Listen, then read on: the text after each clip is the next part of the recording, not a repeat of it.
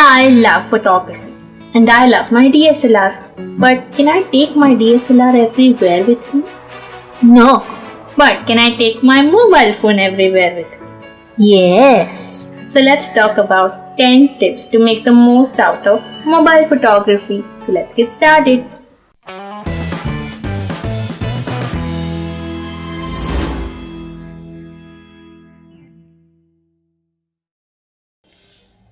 Please subscribe to my channel and turn on the bell icon to get notified whenever I am on YouTube. Thank you. I have a Moto G3. I really love its camera. I have this phone for the past 3 years and it's working great. It gives me images in the amazing resolution of 4160 by 2340 pixels, and it can record videos at the resolution of 1920 by 1080. Its inbuilt flash is also amazing. Don't keep your focus fixed at the default center. Play with it and move it to the point you want to focus in your images. Also, adjust the exposure of your focus point manually, because you really cannot rely always on the camera's exposure settings. We all may have clicked such images at least once in our lifetime, especially during the night or during low light situations. To correct this unnecessary camera shake, try holding your phone with both your hands instead of one and click your image using your thumb or index finger. Try taking the support of any surface or any tree. You can also consider using an octopus tripod. Avoid using the camera's zoom and try going closer to the subject. As you zoom in, the camera keeps cropping your image and your image quality can be affected. Alternatively, you can even crop your image in the editing process, which I will demonstrate later in this video. Use the rule of thirds, divide your frame in a 3x3 grid and place the most important part of your image along these lines or at the intersecting points of these lines. If you have the grid feature in your camera, activate that so that it can help you in composing your images while you are clicking. Now my camera sadly does not have this feature and I have to kind of imagine those lines while I'm clicking my image. Be on the lookout for leading lines that kind of direct the eye of the viewer in the image. Don't just take one shot and be content with it. The chances of you getting the perfect shot in just one click are pretty slim. So take multiple shots at different distances and angles and choose the best image. The standard mode of your camera may not be able to capture everything for you in your images. Sometimes it is better to experiment with the panorama mode of your camera, capture an expansive landscape, cityscape, or a white building. My camera has an amazing HDR mode. Now in a scene like this, your eyes can see a beautiful sky and beautiful trees simultaneously. But for the camera, if I focus on the sky, I underexpose the trees, and if I focus on the trees, I get an overexposed sky. This is because the camera's dynamic range is no match for the dynamic range of our eyes. The HDR mode of my camera is damn useful here. It kinda balances the exposure of the scene and gives me a better shot. Like I mentioned earlier, don't be satisfied with one image in the same angle. Experiment with different angles, high angle, low angle, side angle, top angle. Your mobile phone gives you more portability to do that.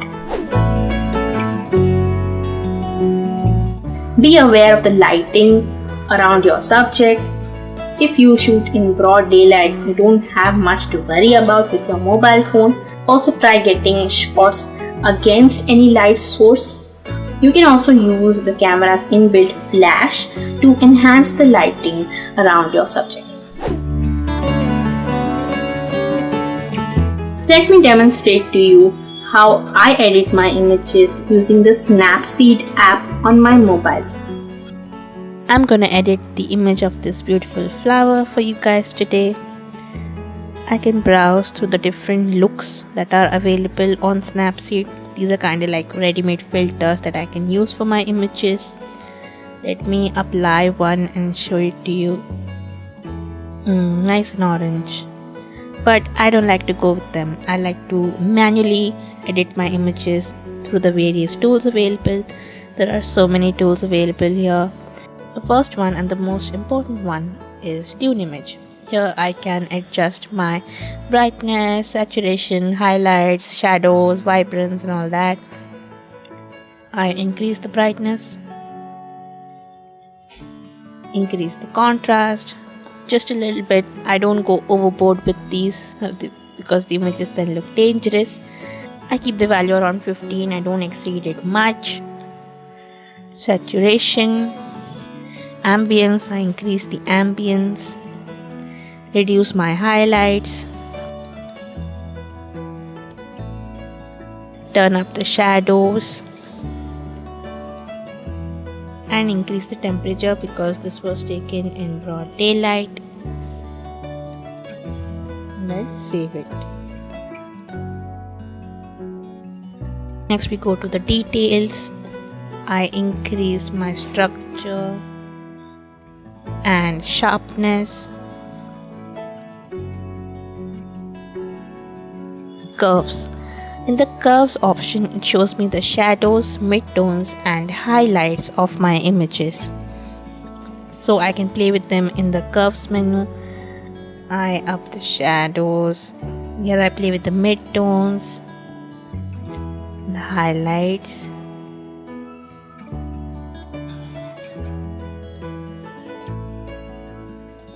There are so many channels that I can adjust the color for, and here are some ready-made presets which I can use, but I like to edit my images manually and not go for the ready-made filters.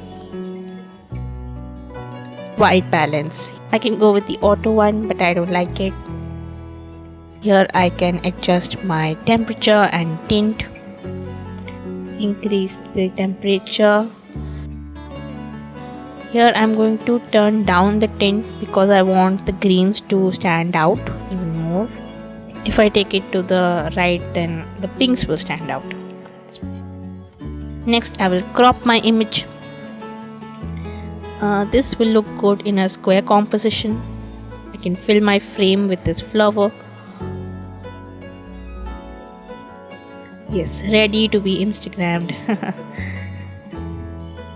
I want to only highlight the middle part of the flower a little bit more. So I select a spot here and I play with the brightness of this part only. So this is good to edit a particular part of the image only. There are so many options and filters that we can use on Snapseed. We'll not get into detail of that. And I don't use them also. I like to edit my images manually. Next I'll show you the healing brush. If I wanna get rid of this flower bud to the right side, so I just paint over it and voila, it disappears. That's good. I'll use the brush. I'll just paint these leaves and decrease their exposure. Yes, here I paint the leaves and the exposure just reduces. And my image is ready. Now I export it, save it to my phone. Ta-da! So guys, I hope you found this video to be helpful. 2 years ago when I started with vlogging and photography, I did not have a DSLR. All I had with me was my mobile phone. Gear is expensive. It can be difficult to invest in a DSLR and expensive lenses. So let's work with what we have and make the most out of our phone's camera. And if you guys like this video, give me a huge thumbs up. Leave a comment down below if you have any feedback or suggestions for me, or let me know how you engage in mobile photography. Share this video with your friends and don't forget to hit the subscribe button. Also turn on the bell icon to be notified whenever I am on YouTube. You can watch my previous video right here. Thank you so much for watching. Stay tuned for more such videos. Bye.